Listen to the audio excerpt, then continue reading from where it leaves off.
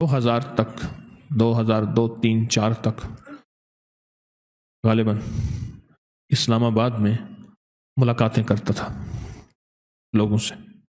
وقت مقرر تھا، جگہ بھی تھی. ایک صاحب وہ ہر دفعہ آتے تھے، مریض آنے کا نہیں ہے، وہ ICU میں اور گزشتہ 2.5 پونے 3 سال سے کومے میں ہے، بے ہوش ہے، نہیں آ سکتا. آپ دیکھ لیں. گیا تو مریض کو دیکھا تو بالکل بے ہوش پڑا ہوا ہے. بہت بڑے اپنے شعبے کے بڑے تھے وہ شخص، ملک بھر کے بڑے لوگوں میں ان کا شمار ہوتا تھا. میں نے دیکھا نا، مجھ سے کہنے لگے کوئی کہتا ہے جادو ہے، کوئی کہتا ہے مرض ہے. 2.5 سال سے خاتون پڑی ہے، اس کو ہوش نہیں آیا، نہ زندہ ہوتی ہے نہ مرتی ہے. اللہ کی طرف سے میرے دل میں کچھ اللہ نے چھوٹا موٹا جو اپنے علم میں سے علم کا ذرہ عطا کی ہے. اللہ کے پاس تو علم کے خزانے ہیں. میں نے کہا اس کے لیے استغفار کریں اور ایک پوری کی پوری ٹیم بٹھائیں، کوئی مخلصین کی ہو جو استغفار کرے اس کے لیے. اور استغفار یہ کرے کہ اللہ تو اس کی روح اپنے پاس لے لے اور اس کو موت دے دے. بس استغفار کریں. اسے کہنے لگے موت؟ میں نے کہا سچ تو یہی ہے جو میری سمجھ میں آئی ہے، میں اپنی سمجھ کا دعویٰ نہیں کرتا.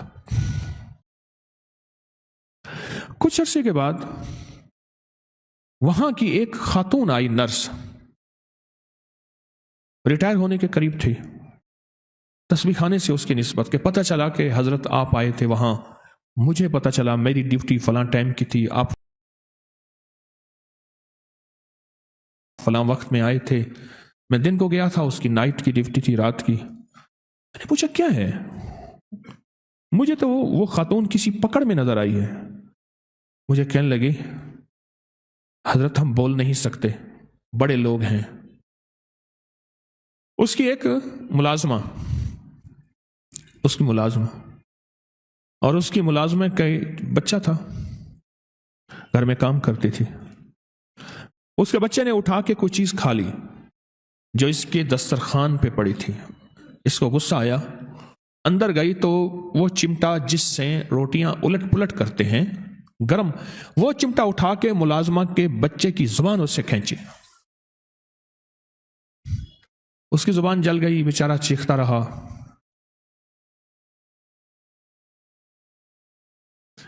ماں اسے لے گئی، معافیاں مانگتی رہی ماں. بس کچھ ہی عرصے کے بعد اس کے سر میں درد ہوا اور سر میں درد کے بعد بے ہوش ہو گئی اور آج تک ہوش میں نہیں آئی. اللہ کے نبی علیہ الصلوۃ والسلام میرے کملی والے فرماتے ہیں میں 70 دفعہ صبح اور 70 دفعہ شام استغفار کرتا ہوں.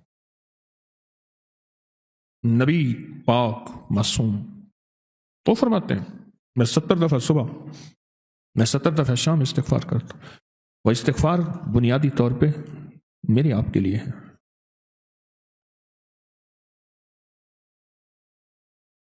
وہ استغفار بنیادی طور پہ میرے آپ کے لیے ہے. مجھے بتانا ہے، آپ کو بتانا ہے، امت کے لیے کرنا ہے.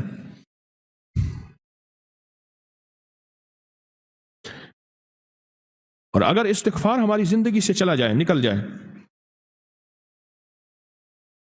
تو زندگی میں واقعات آتے ہیں، مشاہدات آتے ہیں، مشکلات اور پریشانیاں آتی ہیں. توبہ استغفار، توبہ استغفار. اس استغفار کی انسان کو ضرورت ہے، میت کو ضرورت ہے، بچوں کو ضرورت ہے، اولاد کو ضرورت ہے، موجودہ نسلوں کو ضرورت ہے، آنے والی نسل